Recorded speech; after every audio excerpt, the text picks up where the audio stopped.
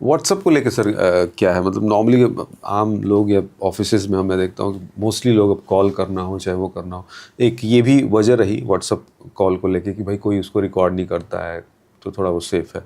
Actual चीज़ें क्या हैं उन आम लोगों के लिए, ज़रा आप बताएं। पेगासस जब आया था तो किसके लिए आया था? आईफोन के लिए, एंड्रॉयड के लिए नहीं था पहले। एंड्रॉयड के लिए बाद में आया। और कैसे पेगासस इंस्टॉल होता था आपके फ़ोन में? व्हाट्सएप पे एक मिस कॉल आती थी। अच्छा। व्हाट्सएप पे मिस कॉल आएगी और पूरा आईफोन हैक हो जाएगा। अब मिस कॉल को कैसे रोक लोगे? मतलब यदि मुझे आपका आईफोन हैक करना है और मेरे पास पेगासस है तो मुझे मिस्ड कॉल देनी है और आपका पूरा आईफोन मेरे हाथ में। It's not only WhatsApp, everything about your phone. Then I can listen all your calls, I can access all your data. And किसका? आईफोन का, जिसके लिए हल्ला हुआ था कि ये तो ऐसा है कि इसको तो कोई कुछ कर ही नहीं सकता और कुछ भी नहीं और ये भी नहीं और वो भी नहीं और इसके लिए तो हम 4 गुना दाम लेंगे और 5 गुना लगान लेंगे। सब किया उन्होंने। फिर एक मिस कॉल पे पूरा आईफोन जा रहा है।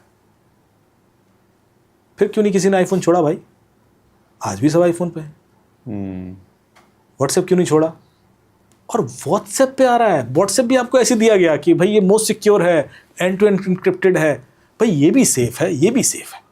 इस पे मिस कॉल आ रहा है और ये हैक हो जाता है। जब दोनों ही चीजें बड़ी safe safe safe safe safe बनाई गई थी तो फिर ये कैसे हो गया? ये सवाल तो उठना चाहिए था ना। तो मैं बोलूंगा तो लोग फिर मेरे अगेंस्ट बोलेंगे। हुआ क्या सर? और पेगासस कोई एक दिन में नहीं बना था। 2016 से बिक रहा था। 2016, 17, 18, 19 4 साल बेचा गया पूरी दुनिया में पेगासस।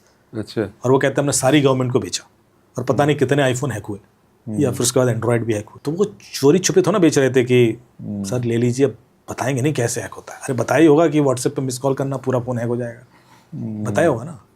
जब 2019 में हल्ला होता है कि ऐसा हो रहा है तो व्हाट्सएप का एक प्रेस रिलीज आता है कि अरे हमें नहीं पता था, ऐसा भी हो सकता है। ओ ये तो बग है, इसको तो फिक्स कर लेते हैं। ओ फिक्स कर लिया। 4 साल नहीं पता था आपको। और ये कोई ऐसी चीज़ है जो डार्क वेब पे बिक रही हो। ये चीज़ तो गवर्नमेंट में ओपन सरफेस वेब पे बिक रही है, खुलेआम बिक रही थी। फिर कहते हो आपको नहीं पता था और आप पे कोई पेनल्टी भी ना लगाई जाए और आपने इतने बड़े बड़े क्लेम किए थे तो वो ना ही खुलवाए भगवान तो ज़्यादा अच्छा है। सर आप जिस तरह से बता रहे हैं कि मतलब आईफोन हो या मतलब हैक करना, फ़ोन के अंदर एंट्री करना कोई बहुत टफ टास्क नहीं है। हम लोग तो छोटी छोटी चीज़ों में उलझे हुए हैं। टफ है। ऐसा तो है ना कि कोई भी कर लेगा। आप बता रहे हैं कि कुछ लोगों के लिए टफ नहीं है। कुछ लोग, तो वही मैं कह रहा हूँ कि मतलब हर आदमी तो ना कर लेगा। आप तो ना पेगासस खरीद लोगे भाई। एक लाइसेंस ही उसका इतना महंगा है कि घर बार बिक जाए आदमी का, तो आदमी कैसे करेगा। लेकिन कुछ लोगों के लिए तो है ना, जो लोग कंट्रोल करना चाहते हैं उनके लिए है। तो आप इसलिए सेफ नहीं है कि आपका फ़ोन सेफ है, आप इसलिए सेफ हैं क्योंकि आप किसी के लिए इतना बड़ा खतरा नहीं है। वही मैं कह रहा हूँ कि आप उस टारगेट पे नहीं हैं, आप उस जद में नहीं है। बोल दी बड़ी नहीं एग्जैक्टली, बहुत बड़ी बात आपने कही, सही बात है। अगर आप खतरा कहीं क्रिएट हो रहे बन रहे हैं तो आप भी आ जाएंगे उस जद में। बिल्कुल, फिर तो कुछ भी करेगा ना। दशाम दाम दंड भेद तो करते ही आदमी।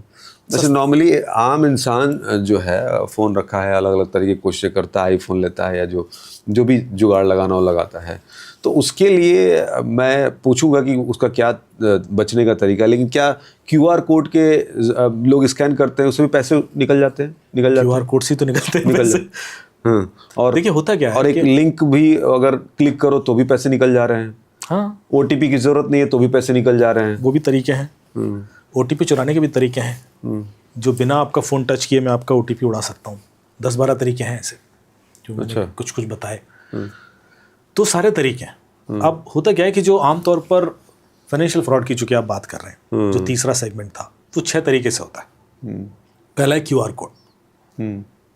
और क्यूआर कोड आजकल हम इतनी तरीके से यूज़ करते हैं। Wifi connection QR code, visiting card exchange QR code, bill QR code, boarding pass QR code, advertisement तो क्यूआर कोड है ही, पेमेंट तो क्यूआर कोड है ही। कई बार तो बुक भेज रहे हैं किसी को लिंक तो भी क्यूआर कोड। मतलब आप QR code has become very common. Lazy भी है ना। हाँ। बना रहे हैं तो लिखना नहीं है, कुछ करना नहीं है, भेज दिया आपने, मतलब कटाक से स्कैन किया। कोई जर्नलिस्ट आया मेरे पास कि आप सैकड़ों लोगों को एक साथ हैक कर सकते हैं।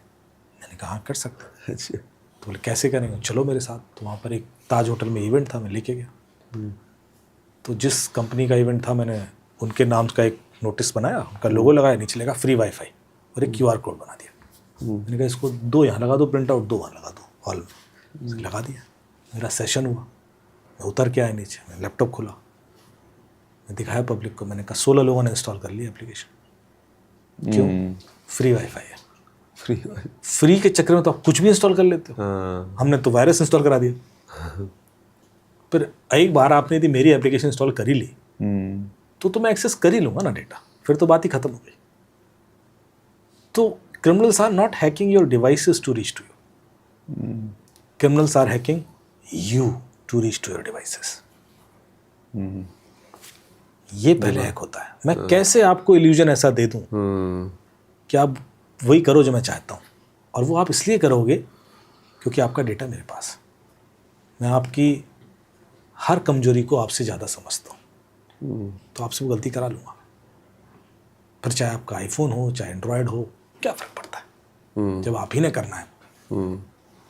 तो वो आपके दिमाग से खेल रहे हैं, आपकी साइकोलॉजी को पढ़ रहे हैं और उसके हिसाब से दाने डालते हैं। और सारे केसेस देख लीजिए, किसी भी केस में अपने आप तो ना बैंक से पैसे निकल गए थे या UPI अपने आप ट्रांसफ़र कर दिया था, आदमी ही कर रहा था। आज तक ऐसे नहीं हुआ कि अपने आप UPI ने पैसे ट्रांसफ़र कर दिए। वो कैसे वो आदमी कर रहा था, क्यों कर दिया, उसके पीछे कहानी होती है। That's a story. और हर बार एक बड़ी इंटरेस्टिंग स्टोरी होती है। मेरा एक शो आता है DD नेशनल पर। अच्छा। हर दिन आता है मंडे टू थर्सडे, जिसमें मैं हर बार एक नई इन्वेस्टिगेटिव कहानी लेके आता हूँ। और उसकी टैगलाइन है सब पकड़े जाएंगे, क्योंकि उसमें 2 पार्ट में होती है कहानी। पहले पार्ट में मैं दिखाता हूँ क्राइम हुआ कैसे, which is also very interesting, और दूसरे पार्ट में दिखाता हूँ कि क्रिमिनल पकड़ा कैसे गया। तो जब जामताड़ा वाली सीरीज आई थी तो उसकी टैगलाइन थी सबका नंबर आएगा। हमने टैगलाइन बनाई सब पकड़े जाएंगे। अच्छा। क्योंकि सबका नंबर आएगा वाज अ लिटिल नेगेटिव, कि यार ऐसे कैसे सबको लूट ले जाएगा क्या, ऐसे नहीं करने देंगे। यदि मेरे पास केस आ गया तो पकड़े तो सब जाएंगे। क्या वो कोई स्टोरी अगर कोई तो अभी ऐसी किसी बताता हूँ, पर मैंने 160 ऐसी स्टोरीज रिकॉर्डेड पढ़ी हैं। अच्छा। जो मेरे रेडियो शो पे भी आती थी, नाउ वही टीवी शो के फॉर्म में आती है DD नेशनल पर। और DD का एक OTT प्लेटफॉर्म है वेव्स करके, आप वहाँ जाएंगे तो वहाँ पर भी आप एप्लीकेशन इंस्टॉल कर लें, फ्रीली अवेलेबल, आप देखें। पर मेरी पहली कहानी थी 1 साल 1.5 साल पहले, डिजिटल अरेस्ट। और डिजिटल अरेस्ट का हल्ला शुरू हुआ 6 महीने पहले। मतलब मेरे पास केस 1.5 साल पहले आ चुका था और मैं सॉल्व कर चुका था उस वाला। पहली कहानी थी, सोचिए आप। और तब से उसमें फिर बाकी कहानियाँ क्या होंगी, उससे ऊपर ही जाएंगे हम। जब डिजिटल अरेस्ट की पहली कहानी थी, तो जो साइबर क्राइम में भी आपने पेपर में पढ़ा या जो जान रहे हैं वो तो बहुत बेसिक है, बहुत बेसिक है। जो केसेस मेरे पास आ रहे हैं और जो केसेस मैंने शूट करके डाल भी दी, हर केस माइंड ब्लोइंग कि यार ये दुनिया क्या करने वाली है, ऐसा वाला मामला होता है। तो एक बड़ी कुछ छोटी सी कहानी सुनाता हूँ पहले। लॉकडाउन के बाद की बात थी। एक लेडी, उस समय लॉकडाउन हल्का खुला ही था, रिस्ट्रिक्शन के संग कुछ गाइडलाइन थी ना कि ये नहीं कर सकते। वो थाने पहुँच गई। ठीक। और उसने कहा कि साहब मेरी प्रॉब्लम है कि मुझे बहुत कॉल आते हैं और उस कॉल पे मुझे ऑब्सीन बातें करता है सामने वाला, कहता है मसाज पार्लर की बातें करता है कि मसाज करोगे क्या, और मैं तो शादीशुदा हूँ और मुझे तो बड़ी दिक्कत होती है। तो उसने बोला थानेदार ने कि आप नंबर बदल लो। बोले साहब मैं 2 बार ऑलरेडी नंबर बदल चुकी हूँ, हर बार नंबर बदलती हूँ फिर से कॉल आने लगता है, तुरंत आने लगता है। इसलिए लगा इसका मतलब कोई पीछे पड़ा है। ठीक है, सारे नंबर जो आपने बदले थे वो सब दे जाओ, लेटेस्ट नंबर है वो भी दे जाओ। जांच शुरू हुई, मुझे एंगेज किया गया, मुझे कॉल आएगा साहब ऐसी सी बात है। तो मैंने फिर ओसेंट किया, ओपन सोर्स इंटेलिजेंस, इस लेडी का नंबर है कहाँ का। तो बहुत जगह मिला नंबर, फेसबुक पेजेस पर, ग्रुप्स में, बहुत जगह था। तो we were focusing on latest number. फिर हमने देखा कि इस लेडी का नंबर सबसे पहले कहाँ था। तो वो डेट, पोस्टिंग टाइम की, किस समय पोस्ट हुआ, किस डेट को पोस्ट हुआ, उस हिसाब से बैक ट्रैक करते गए। तो हमें एक फेसबुक पेज मिला जहाँ लगा कि यार ये वाला नंबर है जहाँ सबसे पहले आया। कुछ पोर्नोग्राफिक साइट पे भी मिला। तो फिर हमने उस फेसबुक पेज का फॉरगेट पासवर्ड किया कि ये किस नंबर पे OTP जाएगा क्या है। तो उस समय 2 डिजिट मिल जाते हैं। ठीक। वो 2 डिजिट हमने लिख लिए। फिर मैंने उस लेडी, जब उस फेसबुक पेज को मैंने बार बार देखा तो पता पड़ा कि उसमें लेडी की बहुत सारी पिक्चर्स इसी के नाम से बनाए। तो मैंने कहा उसमें कुछ पिक्चर ऐसी थी जो बड़ी नॉर्मल थी, मतलब ऑब्सीन नहीं थी, नॉर्मल थी। मैंने उस लेडी को फ़ोन करके बोला कि तुमने फेसबुक पर ये फ़ोटोज़ क्यों डाली? हाँ, तो उसने कहा कि मेरा तो कोई फेसबुक पेज है ही नहीं, मैंने तो कभी बनाया नहीं। तो मैंने कहा फिर ये किसने डाली और ये फ़ोटोज़ तक पहुँची कैसे? तो उसने वो फ़ोटोज़ देखे, कहा कि यार ये तो मैंने एक व्हाट्सएप ग्रुप में भेजी थी, अपने एक फैमिली व्हाट्सएप ग्रुप। तो मैंने कहा उस फैमिली व्हाट्सएप ग्रुप में जो लोग भी हैं उस सबके नंबर दो मुझे। तो सबके नंबर दिए। फिर मैंने उस फॉरगेट पासवर्ड में जो 2 डिजिट थे उससे मैच कराने शुरू किया, तो किसी से मैच ही ना किया। फिर मुझे लगा कि हम फेसबुक को एक 91 CRPC का रिक्वेस्ट भेजते हैं और उनसे मांगते हैं कि भैया पूरा नंबर बता दो कौन है।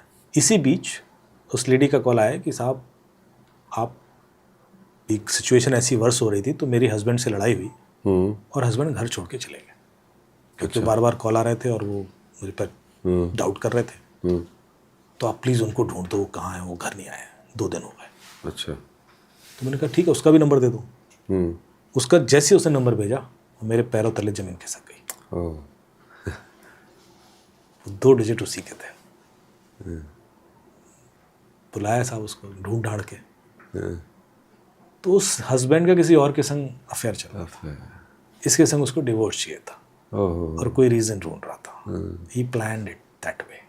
कैसे कैसे लोग क्या क्या चीज़ें। तो इस तरह की चीज़ें जब हमारे लाइफ में होती है ना, तो हम लोग चौंक जाते हैं कि यार ये हो क्या रहा है। एक नेटफ्लिक्स पे सीरीज़ है जिसमें 8 साल तक एक लड़की को दूसरी लड़की बेवकूफ़ बनाए रही कि वो उसका बॉयफ्रेंड, और कभी नहीं मिली। 8 साल तक। 8 साल तक, 8 साल वो लड़की सोचती रही कि मेरा बॉयफ्रेंड, उसका सोशल मीडिया है, चैट हो रही है, बात हो रही है, और जबकि वो दूसरी वाली लड़की जो बंदा है वो भी लड़की ही है, उसको उसके बगल, मतलब उसकी फ्रेंड है ऐसी वाली, वो बदला ले रही थी उसको। और ये रियल स्टोरी है यूके की। इंटरेस्टिंग है सर, बहुत सारी बातें हम लोग कर रहे हैं। मैं चाहूँगा सर कि मेरे कुछ छोटे छोटे सवाल हैं, जो जनरिक सवाल हैं, जो लोग मन उठते हैं। आपने बहुत बार डिस्कस किया होगा, बताया होगा, बट फिर भी मैं उसको चाहूँगा कि मेरे व्यूअर्स तक भी वो चीज़ें पहुँचे। आप शॉर्ट में अगर उसका जवाब देते जाएँ, वाईफाई से किस तरह से फ्रॉड हो सकता है? देखिए, जब आप कोई पब्लिक वाईफाई कनेक्ट करते हैं तो आप और जो दूसरे लोग उससे कनेक्टेड हैं, दोनों का इंक्रिप्शन लेवल एक ही होता है। इसका मतलब है कि कोई भी उस पर man in the middle attack कर सकता है, मतलब वो आपका ट्रैफिक देख सकता है कि आप क्या कर रहे हैं। और यदि कई सारी अनइनक्रिप्टेड वेबसाइट आप एक्सेस कर रहे हो तो वो लॉगिन पासवर्ड भी देख सकता है, बहुत सारा आइडिया लगा सकता है, which becomes a very big risk. इसलिए हम कहते हैं कि पब्लिक वाईफाई यदि अनसेफ है तो उसको यूज़ ना करें किसी फाइनेंशियल ट्रांजेक्शन के लिए। ठीक है। ऐसा भी पॉसिबल हो सकता है कि कोई कॉल आए, फेक कॉल, जिसमें AI का इस्तेमाल किया जा रहा है, और आपके किसी बिल्कुल घर वाले व्यक्ति का, ये पॉसिबल है कि उसी नंबर से, मतलब आता है ये कौन क्राइम ऑलरेडी चल रहा है, ऑलरेडी होता है। वो ही इतने केसेस आ चुके हैं मेरे पास जिसमें आप ही के बच्चे की आवाज़ में कॉल आ जाएगा। नहीं, आवाज़ में तो आ गया, वॉइस क्लोनिंग के जरिए बदल दिया, बट क्या नंबर भी, क्या नंबर आ जाएगा, सेम नंबर उसी के नंबर से आएगा। हाँ, ओह गॉड। इसको बोलते हैं कॉल स्पूफिंग। मैं आप ही के नंबर से आपको कॉल कर सकता हूँ, आप ही को आएगा, आप ही के नंबर से कॉल। अरे, एक चीफ मिनिस्टर साहब थे, उनको आता था, उन्होंने मुझे कॉल भी किया। मैंने सर कॉल स्पूफिंग कर रहा है कोई, मत उठाओ भी। तो वो, और एक अभी तिहाड़ जेल में बंद है भाई साहब, वो तो गृह मंत्री जी के नंबर से कॉल करते थे। अच्छा। एग्जैक्टली उन्हीं का नंबर चलता था। तो ये तो बड़ा कॉमन अटैक वेक्टर है। इसके अलावा आप ही की ईमेल से मैं किसी को ईमेल भी कर सकता हूँ, इसको बोलते हैं ईमेल स्पूफिंग। आप ही के नंबर से मैं किसी को SMS भी कर सकता हूँ, इसको बोलते हैं SMS स्पूफिंग। इसको पहचानने का कोई तरीका नहीं है? तरीका है। अच्छा, तो मतलब वो आप ही से सबसे पहचान पहला पाएंगे? सोल्यूशन ये है कि मान लो आप ही के किसी परिचित के नंबर से आपको कॉल आ गया, तो आप उसको तुरंत कॉल बैक करें।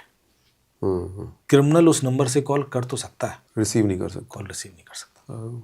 रिसीव तो ओरिजिनल बंदा ही करेगा। और यदि ओरिजिनल बंदा रिसीव नहीं कर रहा है या बंद आ रहा है तो सतर्क हो जाए कि जिस नंबर से अभी 2 सेकंड पहले कॉल आ सकता है वो बंद क्यों है। हो सकता है क्रिमिनल उस सिचुएशन का फ़ायदा उठाए कि वो फ्लाइट में है या मीटिंग में है और वो नहीं उठा रहा, तो आपने तुरंत कॉल नहीं लेना है कोई, जब तक उससे कॉल बैक पर बात नहीं हो जाए। सेम ईमेल पे भी मैं स्पूफ ईमेल भेज तो सकता हूँ, अच्छा, रिसीव नहीं कर सकता। यदि रिप्लाई करेगा कोई तो ओरिजिनल बंदा भी रिसीव करेगा। तो लोग क्या करते हैं, स्पूफ करते समय CC में एक और ईमेल डाल देते हैं, तो नॉर्मली यदि कोई रिप्लाई करता है तो वो रिप्लाई उसको CC वाली ईमेल पे मिल जाता है, और जो ओरिजिनल बंदा वो इग्नोर कर देता है कई बार, तो क्राइम हो जाता है। अच्छा, ये भी है कि अगर आप ये कह रहे हैं कि एक लिंक पर क्लिक करते ही अकाउंट खाली हो जा रहा है, तो इसका फिर क्या सोल्यूशन है? मतलब नॉर्मली कोई अगर इस तरह का आता है लिंक, तो क्या उस पर क्लिक ना ही किया जाए, वही एक सोल्यूशन लिंक है? पर क्लिक करते ही नहीं होगा, नहीं होगा, अच्छा। ऐसे नहीं होता, ये थोड़ा शॉर्ट में बता दिया जाता है। लिंक पर क्लिक करने के बाद पूरी कहानी होती है, तो जब तक कहानी नहीं समझोगे। लिंक पर क्लिक करने के बाद हो सकता है आपसे कोई फॉर्म भरवाया जा रहा हो, अच्छा। लिंक पर क्लिक करने के बाद हो सकता है आपसे पिन भी मांगा जाए, यूपीआई से पैसे निकालना है, मैं एक लिंक भेजूंगा, आप लिंक पर क्लिक करोगे, उससे उसका आपका यूपीआई पिन नंबर मांगा जाएगा और आप डालते हो, क्योंकि उससे पहले जो कहानी मैं कर चुका हूँ आपके संग, अच्छा। आपको ये लिंक कुछ और ही लग रहा है और उसके लिए आप ओके भी कर देते हो। तो लिंक पर क्लिक करके हो सकता है मैं कुछ इंस्टॉल करवा दूँ। अभी लोगों को वेडिंग कार्ड आते थे, wedding.ap के, बोलो क्लिक किया पैसे निकल गए, वो क्लिक करके पैसे नहीं निकले, क्लिक किया, उसको इंस्टॉल किया, उसने बोला कि आपका अकाउंट डिटेल ले रहा है, ये ले रहा है, आपने सब ओके अलाउ किया, आपने इग्नोर किया, उसके बाद आपकी एप्लीकेशन इंस्टॉल हुई, उसने ओटीपी पढ़ के बाहर भेज दिया। तो आपने प्रॉपरली अपने पैर पर कुल्हाड़ी मारी है, आपसे गलती से कुल्हाड़ी नहीं गिरती है, लेकिन वो लोग पूरी बेवकूफ़ी ऐसे बताना नहीं चाहते। तो शॉर्ट में जैसे फोटो पे क्लिक करते पैसे निकल गए, ऐसा होता नहीं है। फोटो पे क्लिक करके भी कुछ कुछ किया गया हुआ। ऐसे ही क्यूआर कोड के लिए भी कह सकते हैं कि तुरंत क्यूआर कोड स्कैन करते ही पैसे निकल गए? नहीं, ऐसा नहीं होता है, कुछ ना कुछ और होगा। पिन तो मांगा ही जाएगा आपसे। अच्छा। यूपीआई यदि होगा, अभी यूके के अंदर जो पार्किंग लॉट होते हैं वहाँ पर क्यूआर कोड होता है, तो आपको एडवांस में पेमेंट करना होता है। किसी ने वो क्यूआर कोड बदल दिया, तो जो दिन भर का पेमेंट था वो कहीं और चला गया। अब चूंकि आपको कैसे पता पड़ेगा कि ये पेमेंट गलत जगह जा रहा है, बिकॉज आप तो पेमेंट करने के लिए ही क्यूआर कोड स्कैन कर रहे हो। बिल्कुल। तो वो तो गलत जगह जा रहा था दिन भर। इसी तरह बेल्जियम में भी हुआ, बिहार में भी एक रेडी वाला था, उसके संग किसी ने कर दिया। तो इसमें आप देख लीजिए टेक्निकली कोई गलती नहीं थी, लेकिन अब आपको इससे बचना कैसे है? तो एक ऐप सजेस्ट कर रहा हूँ। जितने भी आपने भी अटैक वेक्टर बताया, इसमें एक अटैक वेक्टर और जोड़ूंगा मैं, link based fraud, app based fraud, wifi based fraud, QR code based fraud. एक फिशिंग करके भी होता है ना, फिशिंग वेबसाइट जिसमें फिशिंग इस तरीका है, जो फिशिंग का मतलब है कि मैं लिंक भेजकर फिशिंग करूंगा, कॉल करके विशिंग करूंगा। अच्छा। फिशिंग मीन्स कि आपको इल्यूजन क्रिएट करके आपसे कोई गलती करा देना। कि जैसे मैंने आपको एक नोटिस भेजा कि आपका यूट्यूब के ब्लू टिक कर देते हैं, या आपके फॉलोवर बढ़ा देते हैं इंस्टा पे, अचानक आपका एक वीडियो वायरल हुआ है तो आपको 1 लाख रुपए का अवार्ड दे रहा है यूट्यूब, क्लिक कीजिए यहाँ पे, ले लीजिए अवार्ड। तो आपने कर दिया, तो इसको फिशिंग बोलते हैं कि आपको ट्रैप किया। और कुछ आधी चीजें ऐसी बताई जिसको आप सुनना ही चाहते थे, है ना। जैसे आप मान लो ब्लू टिक ढूंढ रहे हो और किसी ने मेल वो कर दिया, तो आपने उसको फॉलो किया और वही साइकोलॉजी और दिमाग यूट्यूब चैनल चला गया सबसे बड़े यूट्यूबर का। ऐसे ही होता है। ऐसे तो किसी ने तो कोई गलती की है, अपने आप नहीं हो जाता कुछ भी। तो आप, मैं बार बार बोल रहा हूँ कि criminal will target you first, not your devices. True sir. आपकी यूट्यूब पड़ा हुआ था, इसमें आप सो रहे थे, अपने आप यूट्यूब हैक हो गया। ऐसे हो सकता है? वही, अरे आप पंगे ले रहे थे, आपको कुछ करना था तो आपने कुछ गलती कर दी। तो 99% टाइम ये होता है। देखिए, अपने आप 1% टाइम तब हो सकता है जब आप किसी मैलिशियस नेटवर्क में फंस गए, आप कोई और इस तरह का अटैक वेक्टर था, जैसे सिम स्वैपिंग हो गई या कुछ हो गया जिसमें आपकी सीधी सीधी गलती नहीं है। वो भी होते हैं, वो तरीके भी हैं। पर जो मैं ये बता रहा हूँ आपको, इनसे बचना कैसे है। एक चीज़ और मुझे अब इसमें जोड़ो सर, फिर इसको बताना। 2 स्टेप वेरिफिकेशन आजकल बड़ा वो है, लोग कहते हैं कि अरे 2 स्टेप वेरिफिकेशन ऑन कर लो तो फिर सेफ हुआ। ये सेफ है? 2 स्टेप वेरिफिकेशन अब ऑप्शनल चीज़ नहीं है, मैंडेटरी है। हाँ। ऐसा नहीं 2 स्टेप नहीं है तब तो आप सेफ बिल्कुल भी नहीं हो। अच्छा। यदि आप 2 स्टेप है तो भी आप 90% सेफ हो। अच्छा। 10% तब भी रिस्क है, तो आप मल्टी स्टेप कर लो वेरिफिकेशन।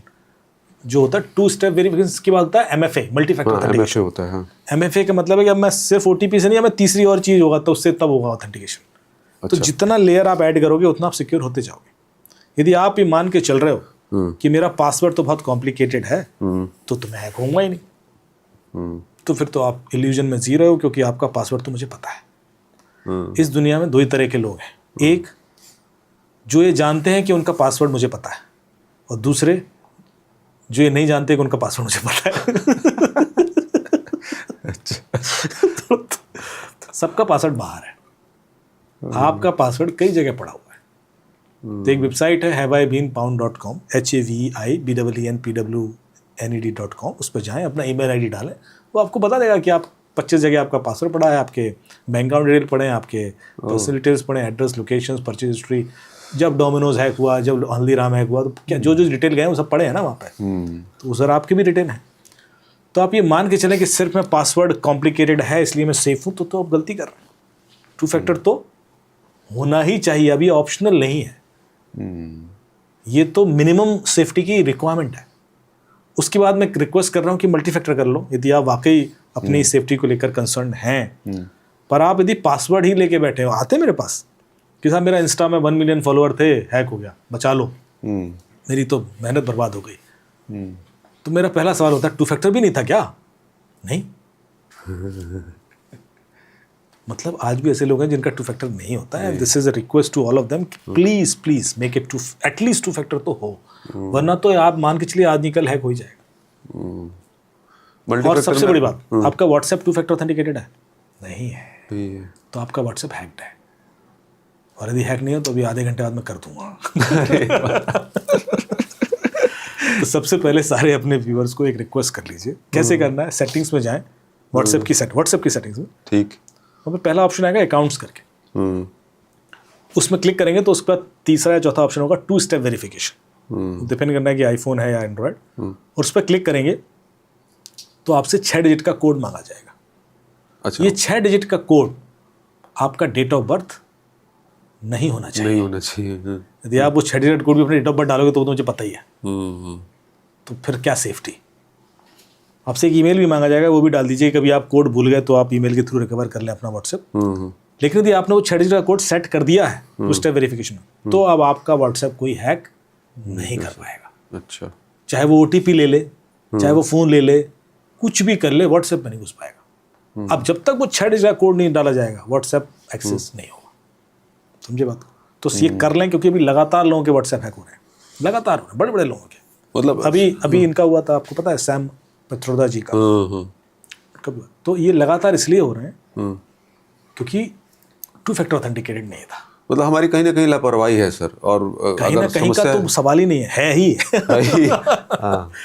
लेकिन देखिए, लापरवाही भी नहीं बोलूंगा, लोगों को पता ही नहीं ना, पता भी नहीं है, जानकारी भाई आपको ऐसा थोड़ी ना कि आप जानबूझ के पता था और नहीं कर रहे थे, आपको जानकारी थी ही नहीं। यदि पता होता तो कर ही लेते।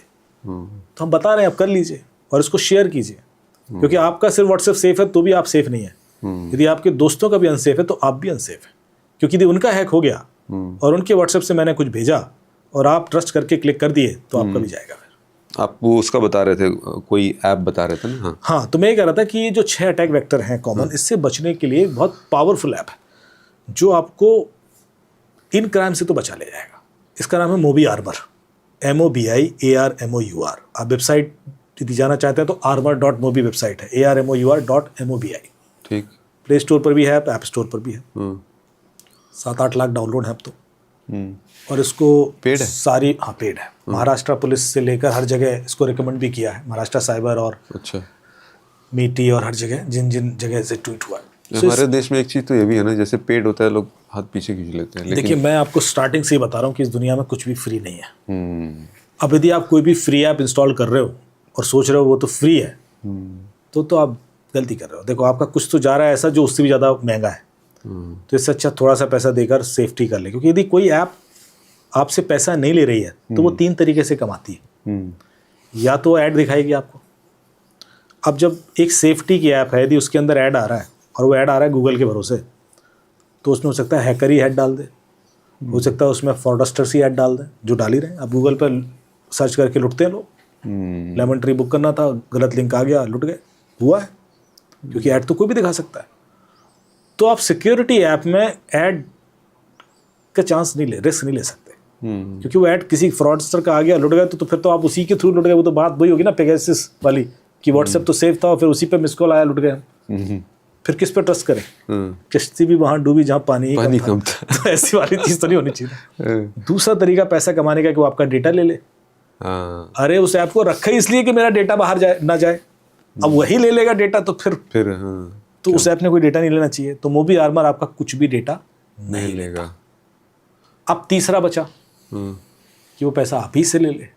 तो वही रहेगा ना ऑप्शन, और कोई ऑप्शन है तो बता दीजिए।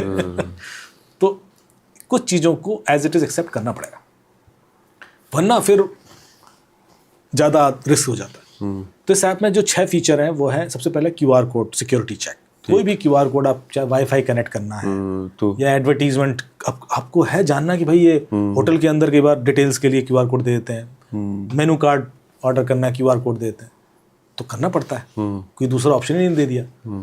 तो फिर आप मोबी आर्मर के QR कोड स्कैनर से स्कैन करें, ये आपको बता देगा कि ये सेफ है अनसेफ है, या आपके फ़ोन में कुछ इंस्टॉल तो नहीं करने वाला था, या आपका डेटा तो नहीं चुराने वाला था, या आपका पैसा तो नहीं चुराने वाला था, या आपका कैमरा तो नहीं ऑन करने वाला, माइक्रोफोन तो नहीं कर रहा, मतलब कुछ भी गड़बड़ कर रहा होगा तो ये आपको बता देगा, रेड ग्रीन करके नोटिफिकेशन देगा, आप उसके बाद उसको आगे यूज़ कर लें। ऐप वगैरह हर दिन 8 से 10,000 फ्रॉडस्टर्स वाले QR कोड सबमिट हो रहे हैं इस ऐप पर इंडिया से। सोचिए कितना ज़्यादा QR कोड मिसयूज़ हो रहा है, हर दिन होते हैं कि साहब ये वाला QR कोड देखो गड़बड़ है। दूसरा जो लुटने का तरीका है वो है लिंक। अभी दिलजीत दोसांझ का शो था, हाँ लाखों लोग लुटे दिल्ली में, टिकट बुक करने के लिए गूगल पे सर्च किया, बिल्कुल, वेबसाइट मिली, पे कर दिया, टिकट तो था ही। फिशिंग वेबसाइट थी वो। हेलीकॉप्टर बुक करना है केदारनाथ का, गूगल किया, पहले जो दिखा वेबसाइट मिल गई, पे कर दिया। क्रूज़ बुक करना था अभी गर्मियों की छुट्टियों में सिंगापुर, लुटे लो, गूगल पे सर्च किया, जो क्रूज़ की वेबसाइट आ गई उसी पर पे कर दिया, क्रूज़ बुक हो गया साहब। पहुँचे वहाँ पे तो कोई क्रूज़ ही नहीं है। तो ये उसमें काम करेगा। लेमन ट्री का होटल बुक करना था उड़ीसा में, ये तो बहुत हो रहा हर दिन लेमन ट्री वाला तो हमने भी कई खबरें सुनी है। तो आप उनकी क्लोन वेबसाइट बन जाती है ना। अभी कई सारे रिसोर्ट हैं, उनके ओनर से मुझे कॉल आया, साहब हमारे रिसोर्ट पर हर दिन 5 से 6 लोग आ रहे हैं कि साहब हमने तो पे किया हुआ है, देखो बुकिंग डिटेल है, और हमने तो पेमेंट भी नहीं लिया। तो जितने होटल्स हैं, जितने रिसोर्ट हैं, जितने इस तरह की वेकेशन वाली सर्विसेज हैं जो रिमोटली बुक हो रही हैं, उसकी क्लोन होकर लोग पैसा ले लेते हैं और आपको कुंभ में लुटे लोग। अयोध्या दर्शन करने जा रहे थे लोग, वहाँ पर कुछ आश्रम बुकिंग करने के नाम पे भी धोखाधड़ी हुई है। तो आपको हर लिंक चेक करना है, ये आदत डाल लीजिए पेमेंट करने से पहले, और वो आप मोबी आर्मर से बड़े आराम से कर सकते हैं। वो लिंक मोबी आर्मर पर डालिए, स्कैन कीजिए, बता देगा ये तो भैया चाइना में होस्टेड है, ये तो इस पर तो ट्रस्ट नहीं कर सकते, ये तो भी 2 हफ्ते पहले खुली है, इसमें क्यों पेमेंट कर रहे हो। बहुत सारे कारण बताएगा आपको, और बता देगा रेड है ग्रीन है, यदि ग्रीन दे तभी उस पर ट्रस्ट करें, रेड पर ट्रस्ट ना करें। आपके फ़ोन में अगर कोई इस तरह का ऐप हो या कोई एंट्री हो गई है तो वो भी आपको बताएं। वो भी मोबी आर्मर इसका, इसमें तीसरे पे आ रहा था, तो उसमें जितने भी, और ये सिर्फ सिक्योरिटी के पॉइंट ऑफ व्यू से नहीं, बिहेवियरल पॉइंट ऑफ व्यू से भी बताता है। कई सारी ऐप ऐसी होती हैं अरविंद जी जो कि सिक्योरिटी के पॉइंट ऑफ व्यू से तो पास हो जाती हैं, प्ले स्टोर पर ही है, पर आप उनको इंस्टॉल करते हो और आप लुट जाते हो। जैसे team viewer, quick support, any desk, ये 3 ऐप है। आप इंस्टॉल करो, क्रिमिनल आपसे इंस्टॉल करा लेता है, आपका स्क्रीन शेयर हो जाता है, और फिर आपके OTP चले जाते हैं, पैसे चले जाते हैं।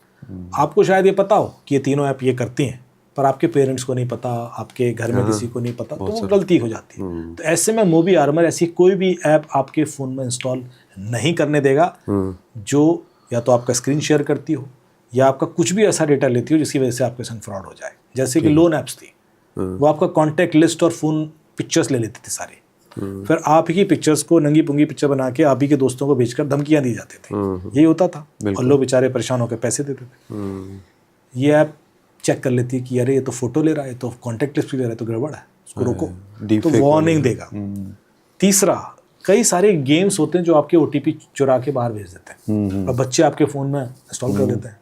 फिर आप कहते हो सर हमने तो किसी को OTP दिया नहीं, कुछ किया भी नहीं, पैसे चले गए। वो आपके अंदर फ़ोन के अंदर ऐप थी ऑलरेडी। कई सारे ऐप ऐसे होते हैं गेम्स जिसमें बच्चे चैट कर सकते हैं, जैसे पबजी है, उसमें आप दूसरे गेमर से चैट करते हैं, और चैट करते करते लोग पता नहीं कहाँ से कहाँ पहुँच गए। आपने सुने होंगे केसेस, पबजी के चक्कर में प्यार हो गया।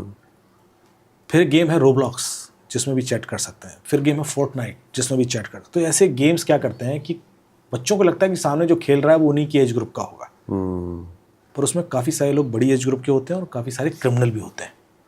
वो उन गेम्स के थ्रू बच्चों के थ्रू उनके पेरेंट्स के फ़ोन टारगेट करते हैं। उनको पता है कि पेरेंट के फ़ोन होगा, और उसमें कुछ इंस्टॉल करवा देंगे, फिर OTP ले लेंगे, डिटेल चुरा लेंगे। आप अपने बच्चे को रोड पर किसी अनजान आदमी से बात नहीं करने देंगे, और उसको फ़ोन दे दिया है जिससे वो लाखों लोगों से बात कर सकता है, इसमें से आप किसी को नहीं जानते। Is it equally unsafe? तो मोबी आर्मर क्या करता है, यदि ऐसा कोई भी गेम आपके फ़ोन में आ रहा है जिसमें चैट फैसिलिटी है, वो उसको वार्निंग दे देगा कि ना ये मत करो इंस्टॉल। आप देख रहे हो, ये बिहेवियरल चेक है, ये इट्स नॉट बियॉन्ड सिक्योरिटी, इसलिए पावरफुल है। फिर वाईफाई के लिए भी इसमें ऑप्शन है कि आप वाईफाई किसी भी पब्लिक वाईफाई में है, आपको सिक्योरिटी चेक करना है, आप उससे चेक कर लें। यदि वो वाईफाई हैक्ड है तो बता देगा कि इसने हैक कर रखा है, ये उसका आईपी एड्रेस, क्योंकि वो आपके आसपास ही होगा, वाईफाई दूर से नहीं होता, पकड़ लो उसको जाके। सर जैसे आप ये बता रहे हैं मोबी आर्मर, तो ऐसा भी तो हो सकता है कि हैकर सुन रहा हो, पता चला कि उसी का उसने क्लोन तैयार करके रखा हुआ हो। ऐसा हो सकता है, इसीलिए मैंने आपको सारी डिटेल दी कि armor.baby वेबसाइट है, armor.mobi armor.mobi। अच्छा, इसी जगह से ले, इसी से लें, या प्ले स्टोर पर जाएं तो ब्लू लोगो मिलेगा आपको। अच्छा, देखिए क्लोन वेबसाइट तो HDFC बैंक की भी बन जाती है, SBI की भी बन जाती है। लोगों ने wedding.apk में भी क्या होता था, क्लोन्ड ही थी चीज़ें। अच्छा, प्ले स्टोर या एंड्रॉयड से या आईफोन से जो भी हम जहाँ से लेते हैं एप्लीकेशन डाउनलोड करते हैं, तो ये मतलब माना जा सकता है कि अगर हम इससे ले रहे हैं तो सेफ ऐप है? देखो play store app store definitely security check करते हैं एक लेवल का, इसीलिए एक गाइडलाइन बनाई गई कि कभी भी आपको ऐप इंस्टॉल इसके बाहर तो नहीं करनी है। मतलब डायरेक्ट लिंक से लोग ऐप इंस्टॉल कर लेते हैं, QR कोड से कर लेते हैं, वो बड़ा रिस्क होता है क्योंकि आपकी गारंटी नहीं है। लेकिन ऐसा नहीं है कि प्ले स्टोर से आप इंस्टॉल करोगे तो बच ही जाओगे भाई। लोन ऐप्स जो थी, मैंने जितने ऐप्स बताई आपको, team viewer, quick support, AnyDesk, loan apps, games, जितने सब प्ले स्टोर से तो आ रहे हैं, तब भी तो लोग लुट रहे हैं ना। तो सिक्योरिटी से तो देख लेते हैं, बिहेवियर वाइज नहीं देखते उसको, यार इसमें ये गड़बड़ बिहेवियर है, इसकी वजह से लोग लुटेंगे। Mobi armour is taking care of that aspect also. अच्छा सर, अगर किसी के साथ कोशिश के बावजूद या उसके जानकारी नहीं है, वो लुट ही गया, इमीडिएट क्या करना चाहिए किसी को? बहुत अच्छा सवाल है। सबसे पहले देखिए 1930 हेल्पलाइन नंबर है 24/7 जो चलता है। अभी मुझे कंप्लेंट आ रही है कि वो उठता नहीं है। और वही मेरा सवाल भी यही था कि सरकारी है तो कि ये चलता है क्या? तो मेरी रिक्वेस्ट है सरकार से कि भाई यदि ये हेल्पलाइन है तो कम से कम उसकी बैंडविड्थ तो उतनी बढ़ा दीजिए, क्योंकि हम तो प्रमोट कर रहे हैं। यदि फ़ोन उठेगा नहीं तो फिर वो क्रेडिबिलिटी खत्म हो जाएगी और फिर लोग उसको यूज़ ही नहीं करेंगे, फिर वो दूसरे ऑप्शंस पे जाते हैं। तो ये बहुत बहुत बड़ी रिक्वेस्ट है, क्योंकि लोग नीचे, जैसे मैं 1930 प्रमोट करता हूँ, नीचे लोग कमेंट करते हैं सर उठता तो है नहीं। तो फिर मेरी रिक्वेस्ट अब मैं क्या करूँ, मैंने तो बनाई नहीं। तो www.cybercrime.com भी है, और www.cybercrime.gov.in पर जाके कंप्लेन करते हैं। लोग कंप्लेन करते हैं सर, वो भी डाउन हो जाता है, उसमें भी 50 बार मेहनत करोगे तब जाके कंप्लेन होती है, which is fact, because I have seen it. लोग आए मेरे पास, I4C में कॉल किया, तब जाके तो चीज़ें फिर। तो मेरे ख्याल से क्राइम जिस तेजी से बढ़ रहा है उस हिसाब से इंफ्रास्ट्रक्चर हमारा इम्प्रूव नहीं है। अच्छा, और वो फंस जाता है। जब 40,000 कंप्लेन एक दिन में आएंगे तो बैठता है मामला। और 1930 इसलिए इंपॉर्टेंट है क्योंकि दूसरा कोई ऑप्शन नहीं लोगों के पास ना। अपने लेवल पे भी कुछ कर सकते हैं सबसे, फ़ोन में मैंने कुछ बिल्कुल नहीं, अपने लेवल पे आप ये कर सकते हैं, अपने बैंक को तुरंत इमीडिएटली इन्फॉर्म करें। हाँ ठीक, ईमेल से, और रिटन मैसेजिंग होनी चाहिए जिसमें आप बता दें कि ये डिस्प्यूटेड ट्रांजैक्शन हुआ है, फ्रॉड ट्रांजैक्शन हुआ है, इसको तुरंत रोका जाए। फ़ोन को भी कुछ रीसेट करना या फ़ोन से कुछ नहीं कर पाओगे, पैसा तो गया ना। अच्छा, अब फ़ोन पर करके कुछ नहीं होगा। नहीं, आपको मान लो कि लगा कि 1 ही लाख गया है, मेरे अकाउंट में 5 लाख है, तो फिर डर है। अब ये इसलिए हो सकता है कि वो तरीका ऐप वाला है जिसके थ्रू OTP जा रहे हैं, तो आपको तुरंत फिर सारे वाईफाई मोड में, वो क्या कहते हैं, एयरप्लेन मोड में आ जाइए ठीक, और उसको रोक दीजिए और स्कैन किए, स्कैन करके देखिए ये कोई एप्लीकेशन ऐसी है जो OTP पढ़ के बाहर भेज सकती है। जैसे आइडेंटिफाई हो जाए तो उसको इंस्टॉल कीजिए। तो क्लीन अप प्रोसेस उसी तरीके पे होगा जैसे रूट कॉज आइडेंटिफाई हुआ कि ये पैसा गया कैसे। ठीक, वो एक बार समझ में आएगा तभी आप उसको रोक भी पाएंगे। जैसे कि कॉल फॉरवर्डिंग से OTP जाता है, अब आपको पता ही नहीं कॉल फॉरवर्डिंग से जा रहे हैं, आप फ़ोन फॉर्मेट किए जा रहे हैं, उससे क्या हो जाएगा। अच्छा, फ़ोन फॉरवर्डिंग तो, कॉल फॉरवर्डिंग तो ऑपरेटर एंड पे हो रही है ना, तो उसके लिए कमांड होता है, भेजोगे तो कॉल फॉरवर्डिंग रुकेगी। तो ये सारी चीज़ें रूट कॉज हैं, ये मोबी आर्मर में दिए गए अच्छे से। मोबी आर्मर सारे हैं कि यदि आपने क्राइम हो जाता है तो कहाँ कैसे क्या करना है और क्या क्या चीज़ें चेक एंड बैलेंसेस है। कॉल फॉरवर्डिंग वाला कैसे, थोड़ा शॉर्ट में बताएं सर कैसे वो? देखिए OTP चुराने के कुछ तरीके हैं, जैसे कॉल मर्जिंग है, कॉल फॉरवर्डिंग है, eSIM है, वॉइस मेलिंग है, इस तरह के तरीके हैं। अच्छा, कॉल फॉरवर्डिंग में क्या होता है कि आपके फ़ोन नंबर से एक कोड डायल करा दिया जाता है जिससे आपका की कॉल सामने वाले को फॉरवर्ड होने लगता है, कंडीशनल फॉरवर्डिंग। अच्छा, कंडीशनल फॉरवर्डिंग का मतलब है कि आप बिजी हैं और उस समय कोई कॉल आता है तो उसको चला जाएगा। आप सो रहे हैं, उस समय कोई कॉल आएगा, उसको चला जाएगा। आप फ्लाइट में, उस समय कोई कॉल आएगा, उसको चला जाएगा। अच्छा, तो नॉर्मली आपको पता नहीं होता कि कुछ गड़बड़ हो रही है, अपना फ़ोन यूज़ कर रहे हो, पर जब उसको OTP चाहिए होगा वो आपको बिजी करेगा, OTP मंगाएगा, वो OTP उसको चला जाएगा। अच्छा, कोई लोग जैसे क्योंकि कभी आजकल मांगते सारे हैं, OTP कॉल पे भी आते हैं। जो पहले एसएमएस पे आते थे, हाँ, voice now you have an option to invite them on call. यदि मैंने कॉल फॉरवर्डिंग कर दी तो सारे ओटीपी मुझे आ जाएंगे। वहाँ जाएंगे। और ये जैसे कुछ लोग फ़ोन कुछ टाइम के लिए मांगते हैं, तो वो एक मुझे लग रहा है एक ट्रिक है उनका वही कि ट्रिक है, वो या तो फ़ोन मांग के डायल करा देगा, मेरे इमरजेंसी कॉल है, मुझे थोड़ी देर के या लिए वो फ़ोन आपसे ही डायल करा देगा और आप डायल करेंगे। हमसे कैसे डायल करा देगा? तो अभी डॉक्टर्स के दिवाली के पहले व्हाट्सएप हैक हुए। कैसे हैक हुए? उनको कॉल आया हाँ, कि साहब फार्मा कंपनी से बोल रहे हैं, आपके लिए गिफ्ट है। कहाँ भेज दीजिए? बोले नहीं साहब, इस बार कॉस्टली गिफ्ट है, कुछ चांदी वांदी है, सोना चांदी, अच्छा, तो उसमें तो टैक्सेशन है, तो परमिशन दे दीजिए आप। हाँ, हाँ बोले दे दी परमिशन। बोले नहीं नहीं, ऐसे परमिशन तो कोई भी हम मान लेंगे, आपको सर्वर को देनी होगी। तो अभी सर्वर से कोड आएगा आपको, उसको डायल कर देना, तो सर्वर को परमिशन रिकॉर्ड हो जाएगी। हाँ ठीक है। अच्छा, तो कोड आया, उसमें वो नंबर था *62* मोबाइल नंबर हैश, डायल कर दिया और अपने पैरों पे कुल्हाड़ी मार ली। अगले सेकंड उनका व्हाट्सएप चला गया। वही आपकी गीता वाली बात है, यहाँ भी वही आग लगी। अगर यहाँ हमने शुरुआत की थी, अगर वहीं पे हम स्टिक हो जा रहे हैं, तो ये सच में कुछ होगा ही। आप देखिए, लालच तो था ही ना कि कुछ आ रहा है, इसीलिए तो आप कोड डायल करने के लिए उतावले हो गए। आपने 2 सेकंड सोचा नहीं कभी कि गड़बड़ भी हो सकता है? क्यों नहीं सोचा?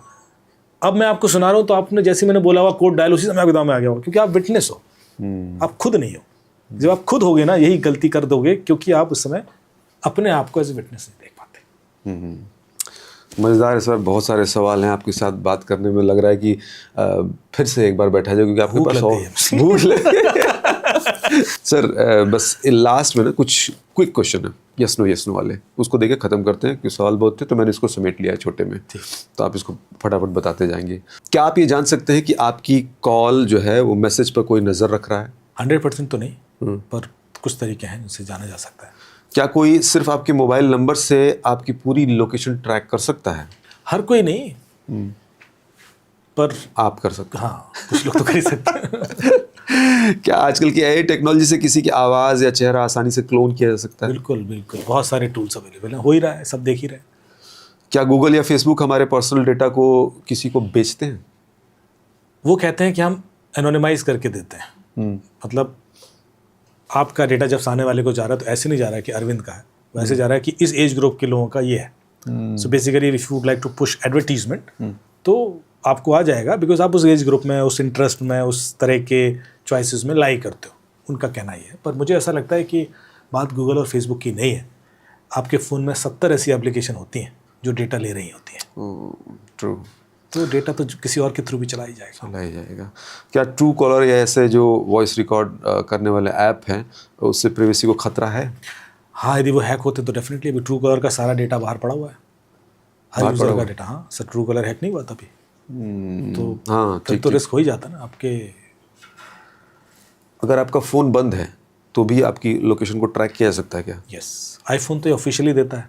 आईफोन का ये फीचर है कि आपका फ़ोन बंद भी होगा, स्विच ऑफ है, तब भी आप उसको लोकेट कर सकते हो iCloud के थ्रू। और वो टेक्नोलॉजी कैसे काम करती है कि आपके स्विच ऑफ मोड में भी आपका फर्मवेयर चलता रहता है। हाँ, और आपके ब्लूटूथ सिग्नल ट्रांसमिट होते रहते हैं। तो सामने यदि कोई दूसरा आईफोन डिवाइस है या मैक डिवाइस है, तो वो उसको रिसीव करके अपडेट कर देता है सर्वर पर इसकी लोकेशन। क्या कोई आपकी व्हाट्सएप चैट को बिना आपके फ़ोन तक पहुँचे उसको पढ़ सकता है? पढ़ सकता है, बिना फ़ोन तक पहुँचे? बैकअप से। तरीके हैं। कई बार क्या होता है कि आप स्क्रीनशॉट ले लेते हो ना, वो एज एन इमेज बन के अपलोड हो जाता है आपके बैकअप में। अच्छा, तो वो तो बहुत ही आसान है निकालना। क्या ओटीपी शेयर करने के बिना भी आपके बैंक अकाउंट से पैसे निकल सकते हैं? नो, आपने शेयर नहीं किया, लेकिन आपका ओटीपी गया तो हो गई, तभी निकले। मतलब ओटीपी लेकिन मस्ट है, उसके लिए भले ही ट्रिक लगा के वो कहीं ना कहीं से ले रहा है। ठीक। क्या हैकर सिर्फ तकनीकी लोग होते हैं या नॉर्मल लोग भी हैकर्स बनते हैं? 99% हैकर तकनीकी लोग नहीं होते जो अच्छे लोग हैं। पैशन वाले होते हैं। ये नहीं, मैं आपको बताऊं, जब ट्विटर हैक हुआ और एफबीआई ने इन्वेस्टिगेशन स्टार्ट किया, तो 3 बच्चे पकड़ लिए। ग्राहम क्लार्क फ्लोरिडा से, एक और जॉन, नाम भूल रहा हूं दूसरा वो बंदा। 3 बंदे थे। 17 साल का लड़का था, इसने ट्विटर हैक किया था। वो तो कॉलेज भी नहीं गया था। और बाकी 2 लोग उसको Twitter hack as a service बेचते थे डार्क वेब पर और डिस्कॉर्ड पर। तो 70, और ऐसा पहली बार नहीं हुआ। आप गूगल करेंगे top 10 hackers of the world, तो आपको केविन मिटनिक से लेकर जोनाथन तक 10 नाम मिल जाएंगे। जिन्होंने बैंक्स हैक किए, रिसर्च एजेंसीज हैक की, उन्होंने सबसे बड़ा हैक अपना तब किया जब ये लोग 15, 16 या 17 साल के थे। तो सवाल ये है कि 15 साल के बच्चे ने कैसे हैक कर लिया, क्योंकि उसको किसी ने बताया नहीं कि ये इम्पॉसिबल है, इसलिए। क्या बात है। अलग तरीके से आप चीज़ों को देखते हैं, अद्भुत। सर एक और सवाल है कि क्या व्हाट्सएप पर भेजा गया कोई लिंक आपकी चैट को पढ़ सकता है? व्हाट्सएप पे भेजा गया कोई लिंक एक्चुअली चैट को तो नहीं पढ़ सकता, लेकिन उस लिंक की वजह से आपका फ़ोन हैक हो सकता है। अच्छा, और फिर उसके बाद हैक हो गया, उसके बाद वो स्क्रीन रिकॉर्डिंग करा ले या कुछ करा ले, वो सब चीज़ें हो सकती हैं। ठीक है। आपके फ़ोन में कोई ऐप बिना आपके परमिशन के, बिना आपकी जानकारी के इंस्टॉल हो सकता है? हाँ, क्या बात कर रहे हैं सर? देखिए जैसे एंड्रॉयड फ़ोन है, उसमें एक फ़ोन पे तो आप अपना बायोमेट्रिक एक्सेस है और फेस से खुलेगा और पिन भी है और ये भी है और ताम झाम है, और उसके अंदर एक जीमेल है जो आपके घर के लैपटॉप में भी लॉग्ड इन है, अच्छा, टैबलेट में भी चल रहा है, और आपके पुराने फ़ोन में भी है जो ड्रॉअर में पड़ा है, आप उसको यूज़ ही नहीं करते हैं, भूल गए। कोई भी एक डिवाइस मुझे 10 सेकंड 5 सेकंड के लिए मिल गई तो मैं उसके थ्रू आपके फ़ोन में कुछ भी इंस्टॉल कर सकता हूँ। प्ले स्टोर ये अलाउ करता है। अच्छा, मतलब आप कर सकते हैं या कोई आप ऐसे और भी तरीके में, तो एक तरीका बता ही रहा हूँ, ऐसे तो हो ही सकता है। क्या इंस्टाग्राम पर फॉलोअर्स बढ़ाने वाले जो बाउट्स अकाउंट हैक कर सकते हैं वो लोग? उल्टा पड़ जाता है कई बार, आप ही का इंस्टा चला जाता है। मैंने बहुत सारे केसेस देखे हैं कि सर ये मैंने कुछ तो किया होगा, फिर धीरे धीरे खुलते हैं, सर वो फॉलोअर बढ़वाने थे, एक ऐप इंस्टॉल की थी, पर मेरे ही चला गया। मैंने कहा उसने आपके लॉगिन पासवर्ड मांगे होंगे? बोले हाँ। अरे यार, क्या रिचार्ज या लोन देने वाले कॉल से भी फ्रॉड हो सकता है? रिचार्ज, लोन देने वाले, लोन से तो होता ही है, तो बहुत फ्रॉड होते हैं। और क्या किसी फर्जी केवाईसी कॉल के जरिए अपने वो आपके बैंक खाता को खाली कर सकते हैं? बिल्कुल कर सकते हैं, ये तो बहुत कॉमन फ्रॉड है। ठीक है। क्या मोबाइल नंबर से आपकी पूरी डिटेल ऑनलाइन निकाली जा सकती है? देखिए स्ट्रेट अवे तो नहीं, हाँ, पर थोड़ा ट्रिकी मेथड है, निकाली जा सकती है। क्या आपका डेटा बिना अनुमति के किसी को बेचा जा सकता है? बिल्कुल बेचा जा सकता है, बेचा जा रहा है। बेचा जा रहा है। दो हमारे यहाँ अभी digital personal data protection bill आया है, जो लास्ट ईयर 23 में ही पास हो गया था, अब तो 2 साल हो गए, 25 हो गया। एग्जीक्यूशन में भी नहीं है, पर इस बिल में क्लियर प्रावधान है कि यदि आपकी परमिशन के बिना आपका डेटा किसी को दिया गया तो 250 करोड़ तक की पेनल्टी हो सकती है। 250 करोड़, बढ़िया। पर एग्जीक्यूशन तो हो पहले, एक आध को लगेगी, उसके बाद तो लोग डरेंगे ना। एग्जैक्टली। हमारे यहाँ देखिए डिसिप्लिन ना, अनुशासन डर से आता है।